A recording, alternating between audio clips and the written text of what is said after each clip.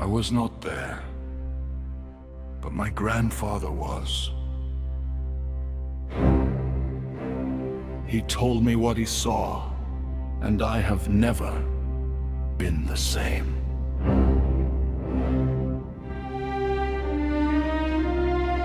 The year was 1099. Jerusalem, our Jerusalem, fell in a single day. For 88 years, we prayed, we argued, we waited, we forgot how to hope. But I refused to stop believing, because I had heard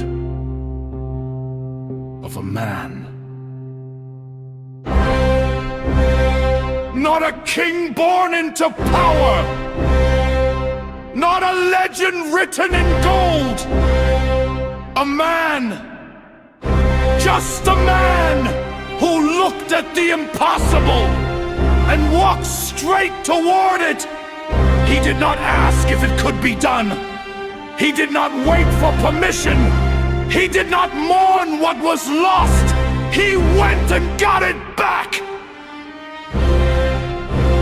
His name was Salahuddin, and he gave us back everything.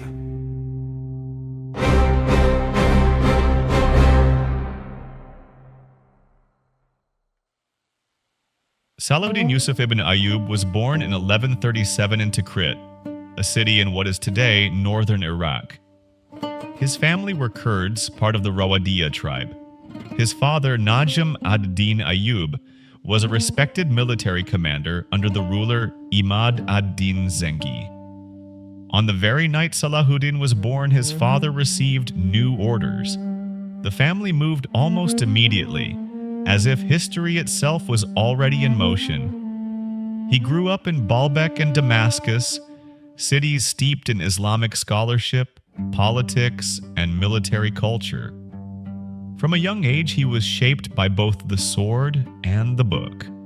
Unlike many military leaders of his time, Salahuddin was first and foremost a man of deep faith and learning. He memorized the Quran, he studied Hadith. He was known for his love of Islamic jurisprudence and theology. He once said that his greatest love, more than power, more than conquest, was the knowledge of the Deen. But history had other plans.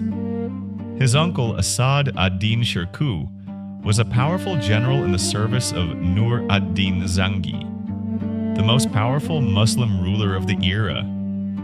And Shirkuh wanted his nephew by his side. Egypt in the 1160s was a prize everyone wanted.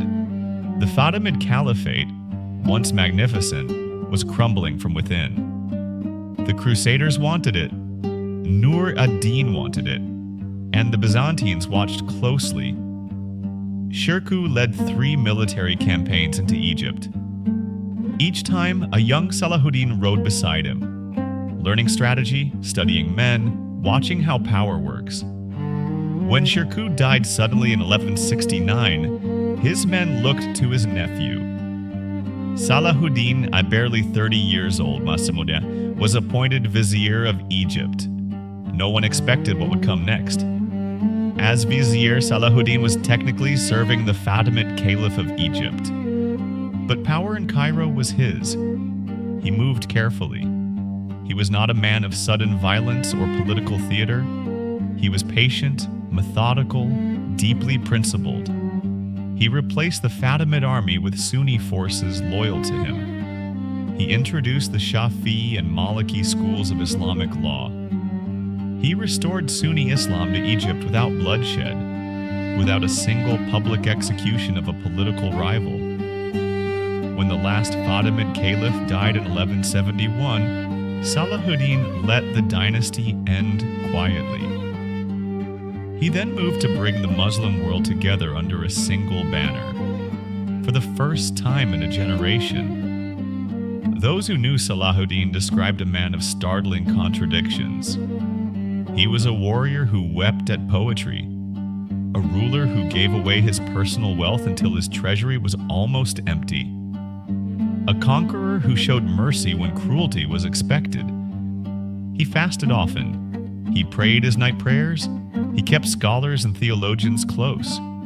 His secretary Imad ad-Din al-Isfahani wrote that Salahuddin was never seen to miss a single prayer, even on campaign, even after battle, even when ill.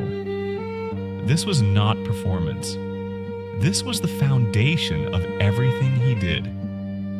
After Egypt, Salahuddin turned north. Damascus, Aleppo, Mosul.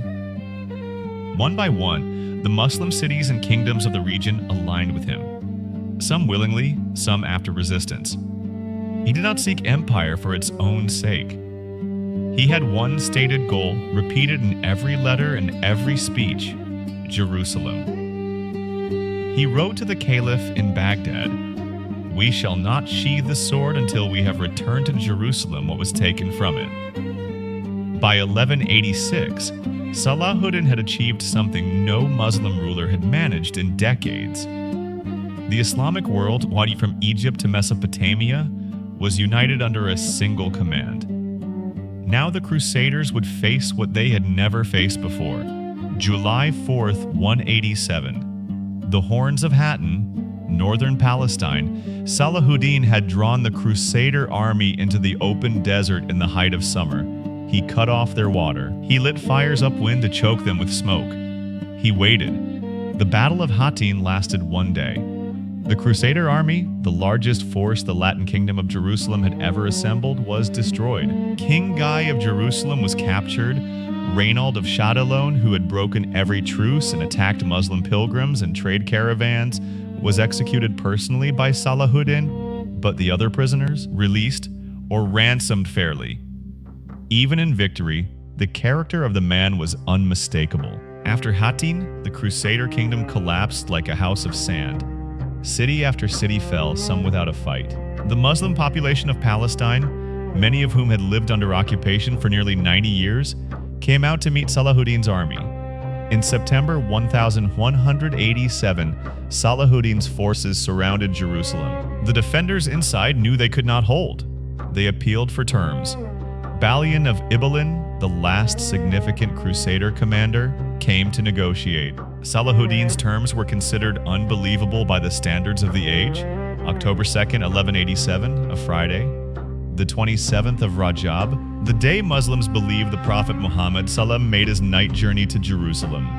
Al-Isra wal-Miraj.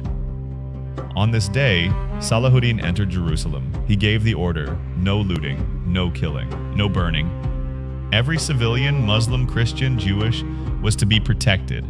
Christian residents who wished to leave were given 40 days and safe passage. Those who could not pay the ransom were freed by Salahuddin from his own treasury. His brother Al-Adil was so moved, he asked Salahuddin to give him a portion of the captives, and then freed them all himself. The Christian historian William of Tyre, no friend to Islam, later wrote that Salahuddin's conduct at Jerusalem shamed the Crusaders, because when the Crusaders had taken Jerusalem 88 years earlier, they had massacred nearly every man, woman, and child inside the city. Salahuddin did not answer that with revenge. He answered it with mercy. Salahuddin died in Damascus on March 4th, 193. He was 55 years old. When they counted his estate, they found 47 dirhams and a single gold piece. No land, no property. He had given everything away. He was buried in a simple tomb beside the Umayyad Mosque in Damascus, a tomb that people from across the world still visit today. What did this man leave behind? He left behind Jerusalem. He left behind a unified Muslim world, at least for a time. He left behind a standard of conduct in war that still stands as a reference point 800 years later. Richard the Lionheart, his greatest Crusader opponent, a man who fought him for years, sent him gifts when he was ill, asked his physicians to treat him, wrote of him with admiration. Dante placed Salahuddin in his vision of the noble, unbaptized souls alongside Aristotle and Caesar, the only Muslim to receive that honor. Even his enemies knew what they were looking at. But for Muslims, the lesson of Salahuddin is not strategy. It is not politics. It is not even military genius. It is this: A man who built his entire life on iman, on faith, on prayer, on knowledge, on mercy. A man who built his entire life on iman, on faith, on prayer, on knowledge, on mercy, and that foundation made everything else possible. Jerusalem was not liberated by an army. It was liberated by a man who never missed his Fajr prayer.